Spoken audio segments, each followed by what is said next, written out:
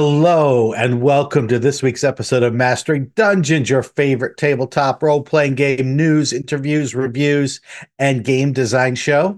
I'm Shawn Merwin, here with Teos Abadia. Hey, Teos, what is the happenings? Shawn, how are you doing? I had two things that really blew my mind. One was I got my little catalog in the mail of what the U.S. Post Office thinks you should buy stamp-wise, the USA Philatelic. And D&D is still prominently displayed in there. There's all sorts of things and Year of the Dragon. They're transitioning to Year of the Snake, but yeah, it's not on every page like the last issue was, but it's still a number of pages, and they remind you that you can buy the stamps and the journals and the t-shirts and all that is still available, which is awesome. So if you need a gift, if your birthday's coming up, it's amazing. Yeah, that's one D&D out in the larger world, but we have number two D&D out there in the larger world. This weekend, Dimension 20 did their show at Madison Square Garden, and there is a review of it in Variety magazine. And they filled Madison Square Garden. Yeah, I saw some videos online and I thought, okay, there's going to be the black fabric that they put, at the end of the area to kind of hide a third of this area, or, an eighth, something. No. It's like this tiny area in the center of Madison Square Garden where the players are. And then they show these videos and it's like the entire place just full of people. And people are cheering and going wild. It's like total rock star situation. And in fact, the videos I saw, there were like light shows and fireworks going off from around where the players are seated. It's bizarre. It is a different world than you and I grew up in, where people are cheering and watching and celebrating a group playing a role-playing game, not to mention Dungeons and Dragons. I love it. I mean, this is great. Where can we take it next, right? This is amazing. Yeah, it's great. I do not want to be, the geeks in the basement and the ultra rare hobby that everybody's afraid of. I'll take the mainstream. Bring it. Yeah, bring it all the way. And you know who brings it, Teos? Our listeners bring it. Our listeners bring it each and every week, even more than we bring it, I think. Yeah. Because they are excited. They're talking to us. They send us questions and comments, and we like to grab some of those and talk about them here. And we're going to start this week from our Patreon Discord. David B asked this very important question. My campaign has been on hold since November due to the holidays, moving house, and job stuff. How should I, as the DM, approach the restart? Are there any essential steps to re-inject the excitement and magic of the game after a series of rescheduling and cancellations? It's an excellent question. I leave that in your capable hands. Well, so I had something a little bit like this. It wasn't mid-campaign, but, I'd been running a campaign. I finished that. I ran another campaign. And then it was like pandemic and busyness. And I had years off. And so then it was like rebuild from the ground up. And what I found was really useful to kind of re-inject everything rather than start right back into a campaign and pretend everything was going as it had been before, was to do a couple of one-shots. And we did a number of them, actually of various lengths, that just kind of got us warmed up and excited and interested. And so something to think about is sort of that approach, but maybe tailored to the fact that you're mid-campaign, right? So you could do things like, hey, let's do a reset. Let's go back and play with pre-gens, the, NPCs you helped out back in this important scene that you all enjoyed, 3 months ago, whenever it was. And let's play those NPCs when they did the previous thing, right? Sort of the way a TV show does, go back and see, oh, that's how that ended up there. That could be a lot of fun, right? Something like that that's just a one shot, so people don't have to pretend that they're right back in it and fully warmed up and all. It's a nice way to acclimate them with this kind of side one shot. It can fill in holes, create new mysteries, get people, going with it. And especially there, the key that I would look at is what about the campaign was something that really resonated with people and where they might have more questions, but sort of won't be jumping right back into it. It's this kind of other side piece. What do you think, Shawn? I like what Scipio, our listener Mm. Scipio, said on our Discord. Treat it like as if you're launching a new campaign. Start with a recap, but then go bigger picture and focus on the main theme rather than narrowly on just that last session, and Mhm. remind them of big revelations or key info that they've learned, which they've probably forgotten. I mean, my group will forget it an hour later, much less a session later, much less months later. Uh, have the first session just focus on those storylines and themes, even if it's not where you left off. And that sort of goes with what you're saying, Teos. I see it as sort of a if you're watching a series on television and you see previously on and you get the 30-second to 1 minute thing. This is last season on, and then you'll get the Yeah. 3 minute thing. Uh, Yeah. to take it out even longer. And of course, Jeff Mueller, uh, show backer, says TPK them and start fresh, Well, and Jeff that'll teach them. Jeff is in my home campaign, so he should be careful what advice he's sharing there. Be careful what you swear. At what I do when this happens, and it does happen from time to time, is talk to the players or talk to myself and say, we haven't played in 3 months because of various reasons. Could possibly one of those reasons be I'm not interested or as interested as I should be, or the players aren't? Because it's one thing if, oh, we can't do it. If you're only scheduled once a month and you cancel 2 times, all right, that's one thing. But if you're like a weekly campaign and all of a sudden you find yourself not playing for 3 months, there is a chance, not a great chance, Sure. but at least part of that might be, you know what? I just don't have the enthusiasm to take that step when there's this other thing happening that's going to draw me away. So I No, would you're just right. say to everyone, hey, let's be honest with everyone here. You guys want to keep playing this? Yeah. Yeah. And It's worth checking no, in. Yeah. no is a fine answer. Yeah. I agree with you. And it's also a time when you could assess the campaign and say, hey, where are some things that weren't working that should just drop? Like that Mhm. faction system I was using isn't working. Let's get rid, not go back to that. Like, yeah, you can reset that way. So sort of like what Jeff said, but you murder parts of the campaign rather than the characters. Right, Yeah. right. I was reminded when you were talking about TV shows and the recaps they give, I read an article that was talking about our memory and how it works and how today's sort of stream everything, binge watch everything really works against the way our memory works. And so if you think of like the old TV shows where, it's Thursday night, the next episode comes out. This was a thing that your brain wanted to hold on to. And so you'd think about it. And the next Thursday comes along and the next piece. When you binge watch all these shows in a row, you kind of don't learn to hold on to it.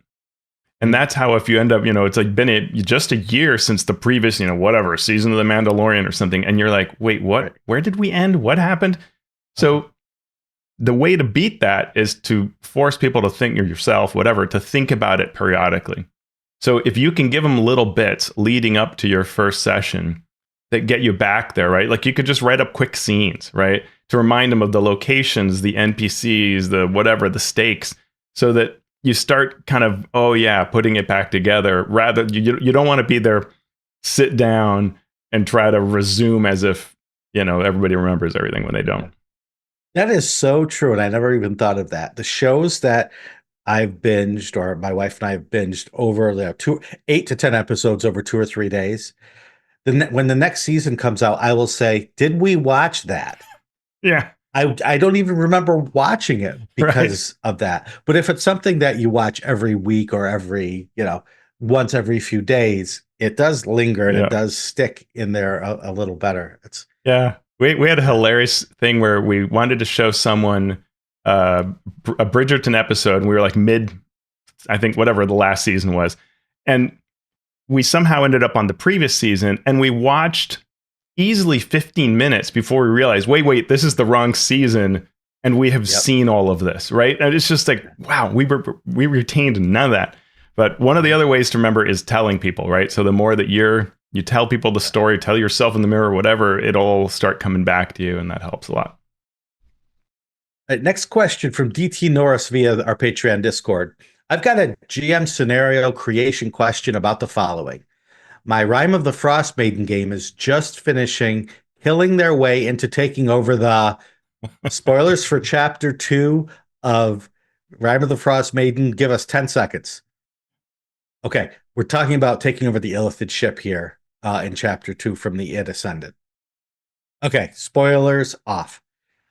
I'd like a time-bounded challenge to get this ship repaired and airborne. With mechanics where there is an overwhelming cold light walker horde approaching. These would overwhelm the ship if they can't get the ship airborne in time.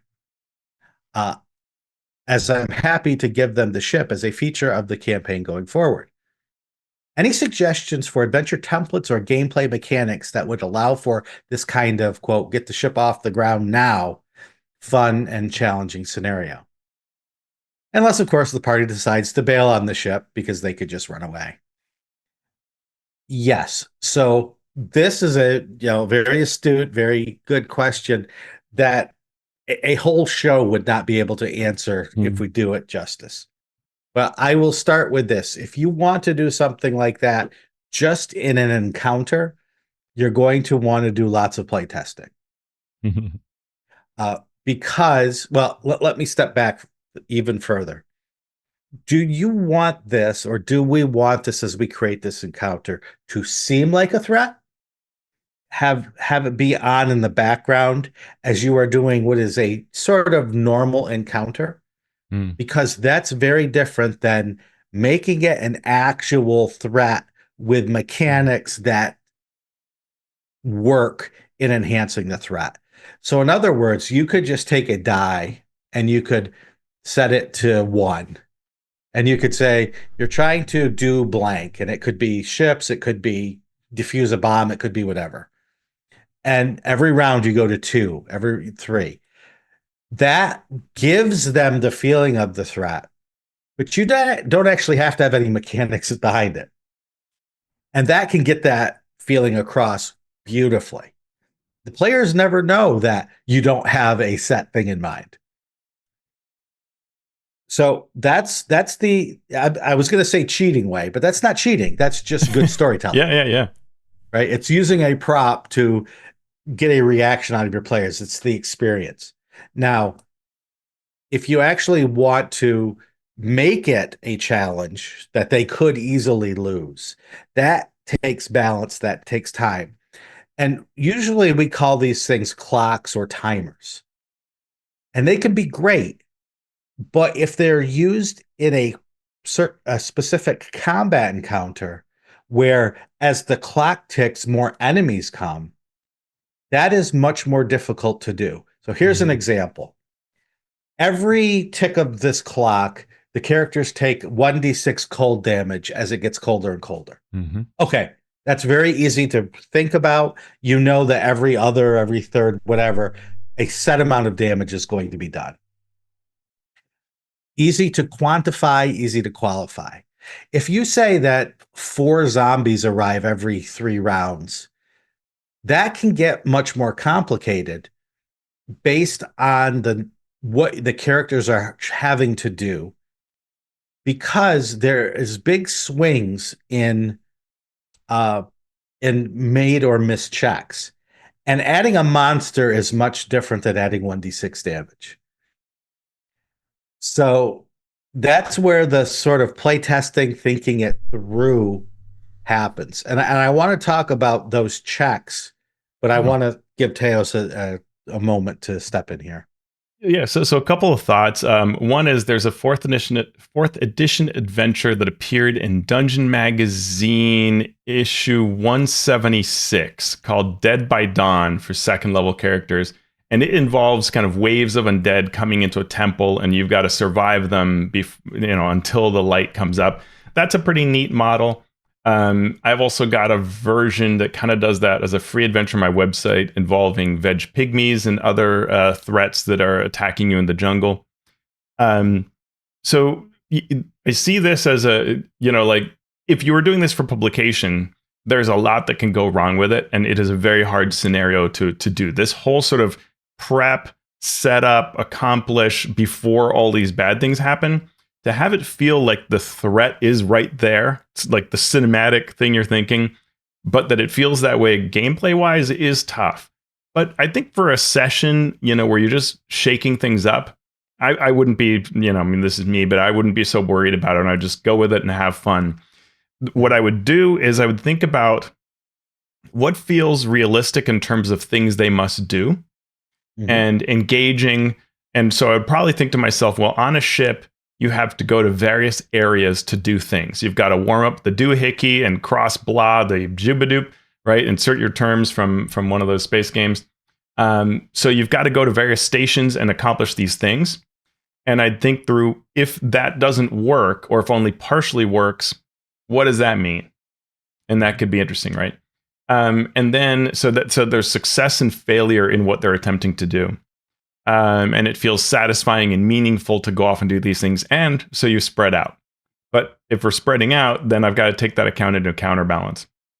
I would probably, because I'm the kind of person who does use a spreadsheet for their encounter balance and encounter design, I would think about how can I have waves of foes that are interesting, but are not going to overwhelm as I add these, because I want to ratchet it up. So having one or two at first, and then, more sizable numbers of them. Maybe they're weaker, and you could explain that, like they've been frozen in the ice, so they're stiff and they're not moving capably. But maybe over time, they will get faster and faster as they start approaching. Or there's some boss off in the distance that is making them be fully functional or whatever, empowering them. So you could do something like that allows you to ratchet things up. But you want that feel of things going on. If you like chaos, you could have some random things that happen, right? Like fail a check, something random happens, like another system blows somewhere else, or they find a zombie crawling out of a part of the decking, right? Something like that. And that could be fun too. And that's a question of how much chaos you like. Like if you like, let the chips go where they may fall, how they do, then you may be okay with like, and everybody gets TPK'd or you have to run away. And so it's important to think about, like, when you've got a movie director, that they know that at the end, everyone will get away. Like, that's 19 times out of 20, that's how it's going to go. And so is that what you want too? Or do you want to just see what happens? And so then design for that accordingly. Yeah. Teos took most of my answer, the rest of my answer. So that's good. That's good. No, what I was going to say was the tighter that you make the checks to get the thing done before blank happens, the tighter you make it, the smaller you make it, the harder it is to adjudicate. So I was going to suggest doing it as a full adventure rather than just as one encounter. And we've talked before about the problems with as the fight's going on, make these checks, because the characters will either fight everything and then have plenty of time to make the checks, or it's amazing. You will not believe how quickly characters can make checks if they put their minds to it. Yeah. So you could say, I have 5 characters, so I'm going to do, I'll do 6 checks and hope that might take them 4 rounds. So, and then they'll just like, okay, 5 of us go and do these checks. Oh, we've all got guidance. We all, whatever. We help each other. Oh, we're with advantage. Oh, I'm you've a already monk. made I can 4. move everywhere. Right, exactly. So that's the hard part. So if you make it the full adventure where you do have to explore this area to find the parts to fix the ship, then there's still that idea of a clock, but it's not so granular that you need to perfect it. And something I'll say is you can put in sort of think through some stopgap measures that'll help you troubleshoot this on the fly, right? So one I would think of that can kind of be cool either way, but that at some point the ship could just suddenly burst forward moving and then stop again. So it moves, 100 feet in the snow.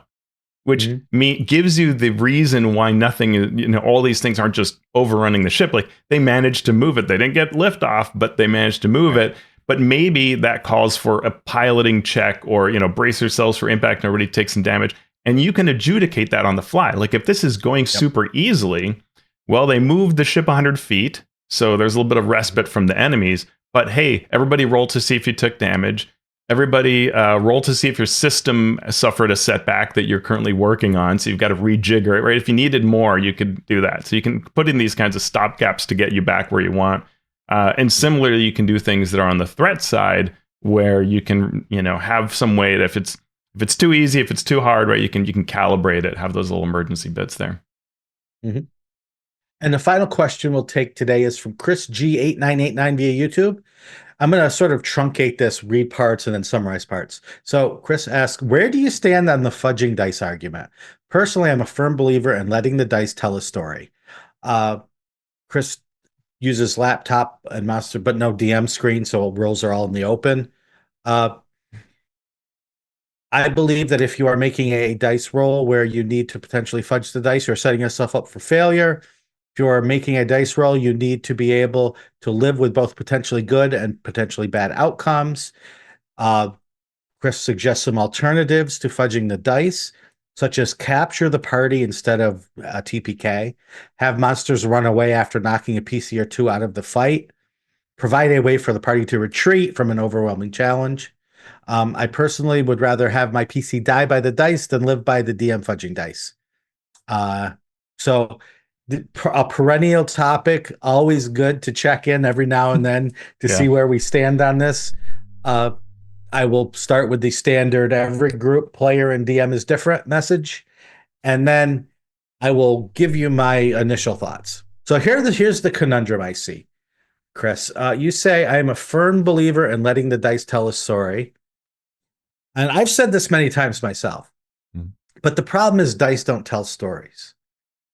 Furthermore, rules can't tell stories. Only people can tell stories. So I'm going to highlight this even further by taking a couple quotes from the question. Chris says, here are some things you can do instead. Capture the party instead of a TPK, or provide a way for the party to retreat from an overwhelming challenge. And, you say overwhelm the party. If you're going to overwhelm the party, and it's obviously going to be TPK, you can have the enemy capture instead of kill. So are the enemies doing medicine checks to stabilize the characters? If they're down, are you making them roll every single death save to make sure they do? If you don't, you're fudging the rules, which is for me the same thing as fudging the dice. So you are stepping in as a storyteller to change the way things are supposed to work in order to make a better story. For me, you've answered your own question there. Just take out rules, put in dice, and you're doing the same thing. So I get that it's not extremely equal, but the thought there is the same sort of thought process. Teos, what do you have? Yeah, I agree with that. There are times when the dice just don't achieve what you want, or not just even the dice, but the setup of what's there doesn't achieve what we want for a fun experience. And it's because of the dice swinginess. It's because designers aren't perfect and characters are valuable and players are variable. And there is no truth to design, right? If I design an encounter and you then are running it, what I wrote isn't true. It's what I came up with at that time. And if I had worked on it another hour, it might have been different. Or if I work on it today, it would probably be different, right? It's just there, and I don't care if it's Monty Cook or anybody, like whoever wrote that, it isn't perfect. It isn't some sacred thing. And any designer I've talked to that's at that level will tell you, it's not perfect. Change it if you want, right? Make it yours. And so there just isn't a truth behind the scenes to it. The truth is the outcome. It's the play that you have together. And so if that's veering in the wrong direction, I'm absolutely okay with changing it. And that includes shaving hit points off of monsters, rolling something and saying it misses, lowering the creature's armor class, explain it in a narrative way so it makes sense, right? Actually broke with that blow, you break their plate mail. They look like they're easier to hit now. Just, explain what you're doing when you would need to. But it's totally fine. Now, things I would not do, don't make a critical hit or something like that could possibly take someone out, right? Like don't do something like that, because that can lead you down a path that you'll regret, and can seem cruel because it's not necessarily fun, right? Extreme peril is seldom fun when it's being done behind the scenes rather than a surprise outcome for everybody. The other thing is, when there are big, exciting moments, I will always roll in the open, because that is itself fun, right? Right. You are in this tough situation and the assassin's going to get 3 blows against you and you are, unconscious. This could kill you. Let's see those dice, right? Because it matters. And that is important to do, I think, in those big, big moments. Right. And everyone will have their own threshold for when it's appropriate to step in to change the story. If I'm doing tournament play, organized play, where there's things at stake outside of the game itself, then I will not fudge and I will roll in the open. So when we talk about that ludonarrative dissonance, right, the conflict between the rules of the game and the story that comes from those rules, there's actually a third thing that's there that we don't talk about a lot, but that's the play experience, right, which is completely separate from the story and the game. Yeah. And so what is the experience like for me as the game master and the players? If I deem that changing something will make that experience better, without even thinking about the story or the game, I will definitely do that as well. Yeah. And only Same. you know the players, only you know yourself, and when it is right to do that. And I don't begrudge people who say, I will never fudge a die roll. That's not wrong, especially if your players are on the same page as you. And I also don't begrudge a player that says I fudge everything. I roll a die and I do whatever the hell I want. If your players are down with that, I'm down with that too. Yeah, and at the end of it, it's what players are looking for is a confidence that this is going to be a fun game and that your style will be fairly consistent. I think they're less concerned about how you achieve that as more that you're going to pull it off. Something I do often that I think is a monster power in Forge of Foes is when the characters are just they start off really strong and they just start tearing into everything. One of the things I'll do is, as a reaction, allow my monsters to attack back if it's a strong monster, right? Like a boss or somebody that looks like trained, important, feral, super aggressive, whatever. And that will always surprise the players, right? Because they're in this super upper hand moment, but then they just get hit for some damage. Doesn't change anything, right? It'll really never change the outcome of the adventure, but it's one of those, and it creates excitement. It's that kind of gameplay thing. We don't change the story at a big level. It's just a fun interaction that makes them take it all more seriously and get into it, and maybe spend bigger resources and so on to just dig into it more, right? One area where I always fudge the dice is initiative. Yeah. If I have 3 sets of monsters and there are 6 players and I roll all 3 and I get like 20, 20, 19 and the players all roll low, I don't want all my monsters going first.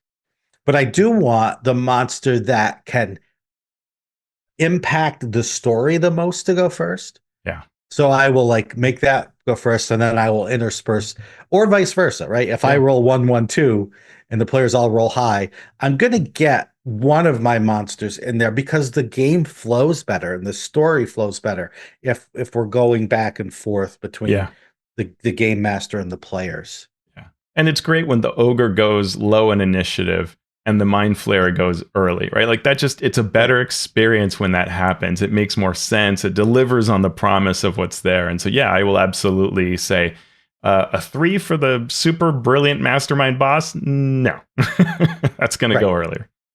Yeah. All right, thank you for those questions. We've got more in the queue, but we're going to have to wait till next week to get to those because we have news and commentary. Starting with the D&D Monster Manual previews continuing to roll out. Now they are talking about lots of different creature types, undead, monstrosities, aberrations, and fae. These videos were put out to discuss these particular monster types specifically. Let's start with undead. What did they say about undead, Teos?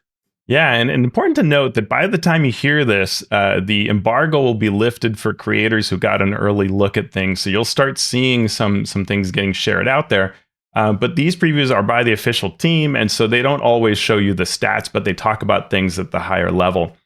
One of the things we hear over and over again across all of these categories, and it's true of the undead, is new types. Right, so we've got new types of vampires. We've got things like crawling claws, but also a crawling claw swarm, which I think was also in 4th edition. Shadow dragons have another age variant, so you can have different CRs, right? So where they saw a monster and said, you would want this to also face it at a different level of play, then we get an extra version that's a different CR, either lower and higher than usual. Monsters with more capabilities, where they looked at things like, does this need some enhanced mobility compared to the 2014 version? And sometimes you get a table, they talked about this in one of the videos, where you can roll on. So for example, for the Banshee, why did this thing become a Banshee? And so they provide you a table you can roll on for some options. Since the embargo will be lifted by the time this video comes out, I'll say that in looking across these tables, Shawn, and I don't know if you've looked at them or not, but I found some of them are great, and some of them I'm like, this isn't a thing that I can use right now, right? And we talked about this when we were reviewing the Monster Overhaul book, but, is a table really creating creativity at the moment when I need it, or is this sort of the wrong table for the job? And sometimes I think these tables are so-so. Mm-hmm. Yeah, I haven't looked at the table for like the Banshee, so I can't really tell you. And you and I both are of similar minds on tables, right? They're great for very specific situations or for certain kinds of game masters at certain steps. I would rather see I treat them as lists. I treat them as lists of potentials that I don't always need, but Yeah. if they're helping someone, then I do not begrudge them that space. What do we know about monstrosities? Well, monstrosities, we're told, are used as sort of a catch-all monster category, but also to cover the classic mythological monsters. So with 2024, the team considered these to be mutated or combined monsters. So the owl bear would be an example of an owl and, yes, a bear coming together. I assume like a chimera would now be there because that's both mythological and combined. The team also made various humanoids like lycanthropes part of this group. At one point, they mentioned that the team reviewed the type of every monster. Okay. Yeah. Well, I know that we celebrated at Ghostfire, we celebrated lycanthropes becoming monstrosities because it solved a design issue for us and made made life a little better. The issue was with our Monster Hunter. Because we didn't want Monster Hunters to hunt humanoids. But lycanthropes are definitely something that a Monster Hunter would be specialized in hunting. So as we were waiting for the Monster Manual, we were like, please make lycanthropes monstrosities. Please make lycanthropes. And they did. And we celebrated. And I went and revised the Monster Hunter. That's interesting. Well, again, since the embargo will be lifted by the time people hear this, one of the things that's really interesting is looking across all of these humanoids that they have changed out. And, they kind of hint at it in these various videos of, oh, we made this type for this reason, this other. But to me, what seems pretty obvious is that this sprang from the concept of what kind of things should we be killing and what kind of things should we be, what are monsters versus what are cultures. And so you do not find drow in the monster manual. You will find a drider, you will find lolth, you will not find a drow. you will not find an orc. And there's an interesting table that does these conversion things. And so like the stat block for the orc did not go away. It became the like thug, which is now not an orc. It's just a, so it's like we didn't lose the monster, but it is no longer that humanoid that it was.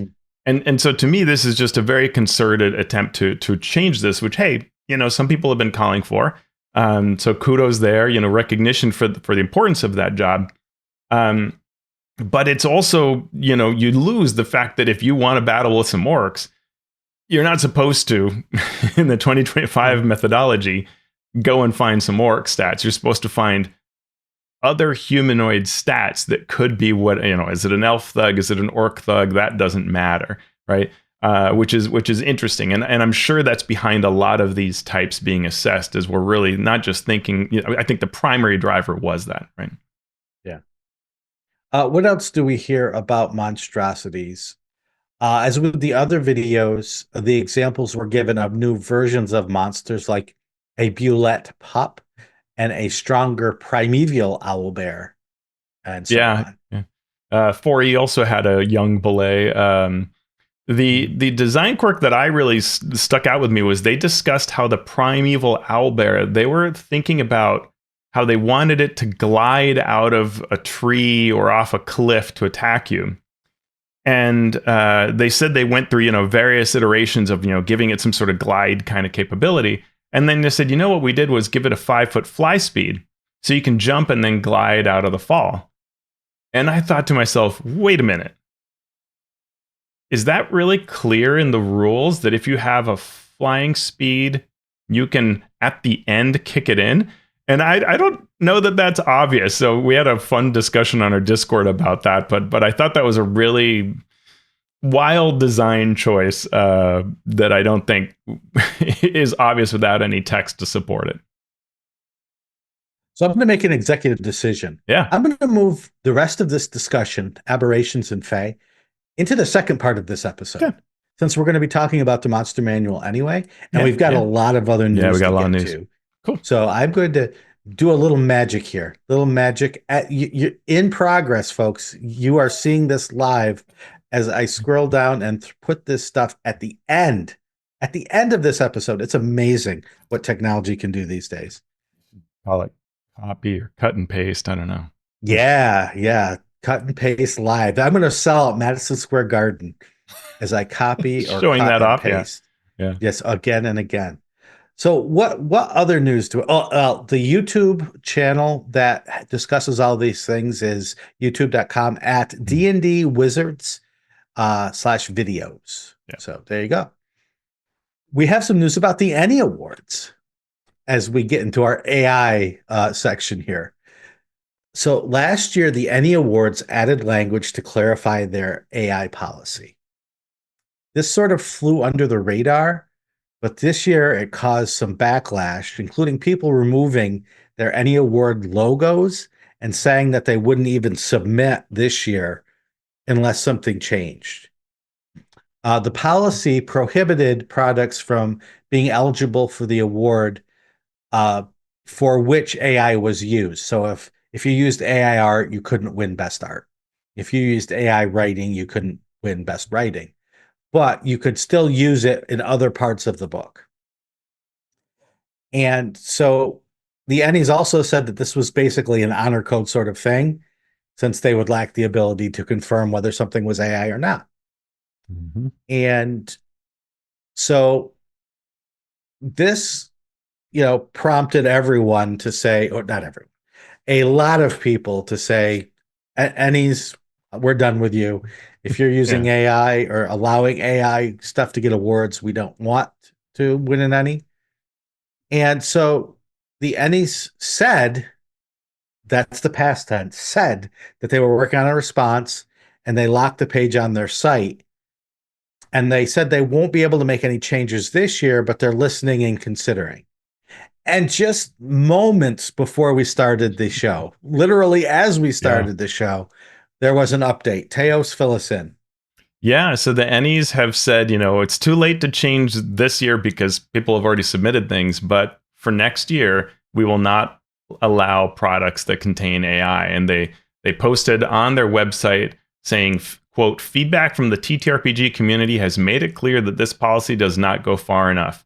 Generative AI remains a divisive issue, with many in the community viewing it as a threat to the creativity and originality that define the TTRPG industry. The prevailing sentiment is that AI-generated content in any form detracts from a product rather than enhancing it. So that was a really nice statement. And they say in response to this feedback, the ENnie Awards are amending their policy regarding generative AI. Beginning with the 2025 to 2026 submission cycle, the ENnie Awards will no longer accept any products containing generative AI or created with the assistance of large language models or similar technologies for visual, written, or edited content. Creators wishing to submit products must ensure that no AI-generated elements are included in their works. They can't, change it this season, but they recognize the importance of celebrating human creativity that's at the heart of the community, and they thank everybody for the feedback and so on. So the full quotes in our show there. But yeah, what do you think of that, Shawn? I think it was probably inevitable, and we're getting to that point where I don't want to say war, because that's a very strong, loaded term, but it's pick a side time, right? Yeah. It's Yeah, I mean, I know creators. Jeff Stevens was saying in a forum the other day that the DMs Guild is just suffering under the weight of all this AI generated content that you just you can't compete with. There's too much, right? It just drowns out all the other creations because it's so easy to say to something, "Hey, make me a wizard subclass." Chuck it on there and see if anybody buys it, right? It devalues everything.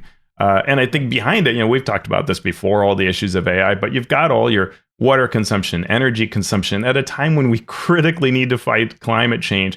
It feeds into all of this tech bro harmful culture, this crypto, enrich yourself at the expense of others.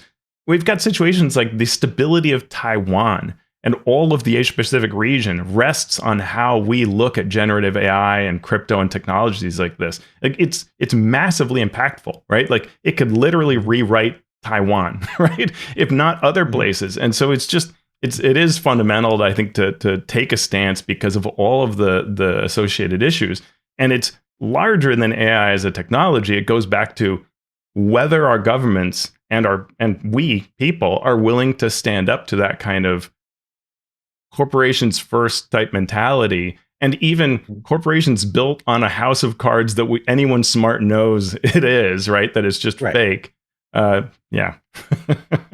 Yeah, that's the real issue for me. Is we've seen all of this Web3, NFTs, all the hype, and it captures people who would otherwise not fall for it because of the technology, because of the details, because of the granularity of it. Yeah. You see the trees and love the trees, but you don't see the forest for it. Yeah. And anyone can be subjected to that. Sure. Sort of thing. If it touches the right part of your brain that focuses in without seeing the bigger picture. So, kudos to the ENnie Awards, and we'll continue to keep an eye on an AI on how things go. We get word from Kobold Press about the state of pay. Kobold Press and how they use Kickstarter in their business. What did Wolfgang have to say about Kickstarter and Kobold Press, Teos? It's pretty neat. Kobold Press has had a back and forth on their blog with recently with everything from how terrible the Dungeon Master's Guide is to really positive things. And I like this. I like this look where they're trying to inform you what their business is like so you have a better understanding of it, and also in a way that can be helpful to other companies and creators. And so they break down how they approach Kickstarter and what it means, I think sort of in two ways. One is to say, hey, you might think that when you see us make hundreds of thousands or $1 million or whatever, that this is like, we're swimming in money, right? Scrooge McDuck kind of things. And so to educate us as to that's not the case, but also to say, hey, here are all the places where money goes, and you can understand that, and maybe also think positively and feel trustworthy around You'll have trust in Kobold Press for their approach. So they talk about, hey, Kickstarter launched in 2009. We've had 32 projects since then. We've raised $15,000 from 306 backers in our first project, right? So low beginnings and then climbing higher. And they have a 3-step process. Number 1, fund design and development first. Number 2, put the funds in escrow and spend as costs accrue. 3, count your chickens only after the game has shipped, which is kind of a funny way to say it. And then they go in and share an example of the project math. Do you want to chat about this? You want me to? No, I can take a little bit of this here. So Wolfgang shares an example of this project math and how the funds aren't necessarily what they look like to an average person taking a look at the Kickstarter. So he provides this fictional example of a project that funds for $100,000 from 2,000 backers. Each backer paying $25 for a hardcover plus a PDF book, or $100 for a deluxe hardcover and PDF, or a hardcover and a virtual tabletop implementation. So first, the money goes to the platform, the creatives, marketing, manufacturing, shipping, staff, business expenses, and taxes. He breaks it down this way. Kickstarter takes 9 to 10% of the total right off the top. So already 100,000 is 90,000. Creating a Kickstarter first means that you've created a game design manuscript to know what you're going to be putting out. You have to show everybody. So this could take like $20,000 or more, or 20% of this project, leaving around $70,000 now. Editing needs to be done. Art, layout requires about $10,000 in costs for Kobold Press, or 10% of the budget. So now 60,000 is left. And I can tell you right now, if you're creating new art for all of this, it isn't 10%.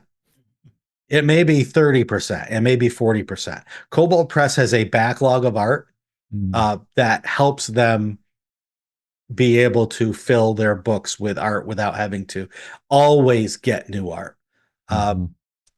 So keep that in mind for other Kickstarters. Then we have printing and software costs, getting the PDF ready, getting the virtual tabletop stuff ready.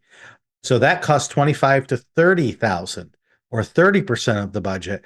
Now you have 30,000 of that $100,000 left. But you have products. You have a book, you have PDF, you have VTT. Now we get into shipping.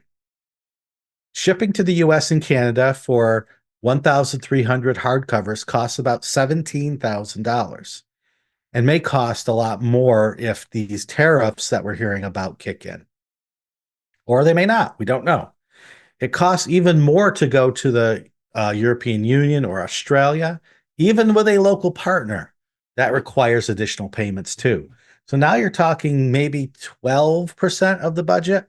So you're left with $18,000. And that's maybe profit, except for taxes. And you won't know about that amount until you know all the rest of your business, how it did, because you pay based on how much profit you got. So you have 18% of your budget left to cover that. Anything to add to that, Teos? Yeah, I mean, I think it's a really good accounting of a possible project. I think that in general, it is possible to do better than this example provides. But when you have an audience, when you have that reach, that changes all the dynamics of it, right? When you print enough that your cost per book printed goes down, your profit goes up, and now you can cover it. You can have enough actually to put a number of books that are in your warehouse and get sold over time, so income continues. You have your PDFs you continue to sell, so income continues. And so I think realistically, Kobold Press ends up with more than 18,000 because of the scale at which they operate.